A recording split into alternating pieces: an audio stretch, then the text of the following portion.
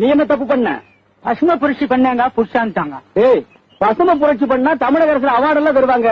நீ என்ன அப்படி பசுமை பண்ண? கஞ்சா செடி வளர்த்தங்க. இந்த நாதாரி நாய பச்சையா இருக்கிறதெல்லாம் பசுமையாடா? அதான்டா நாட்டையை கெடுத்து குட்டிச்சவராக்குனது. ஏய், நீங்க என்ன பண்ண? கள்ளச்சாராயம் காய்ச்சனுங்க. இது சகஜம்பா. நீங்க காய்ச்சறதையும் நிறுத்த மாட்டீங்க, ஜனங்க குடிக்கிறதையும் நிறுத்த மாட்டாங்க, நாங்க புடிக்கிறதையும் நிறுத்த மாட்டோம். இது விக்ரமாதித்தன் கதை மாதிரி. பாக்கெட் சாராயத்தை ஒழிச்சோம்னா அது பந்துக்கு பாயுது, பந்த ஒழிச்சோம்னா மறுபடியும் அது பட்டைக்கு பாயுது, பட்டைய ஒழிச்சோம்னா மறுபடியும் அது பாக்கெட்டுக்கே பாயுது. இது சுருக்கமா சொன்னா விட்லாச்சாரியர் படம் மாதிரி கூடு விட்டு கூடு பாயுதப்பா. ஏங்க இந்த குடியை ஒழிக்கவே முடியாதுங்களா? ஏயா ஒழிக்க முடியாது?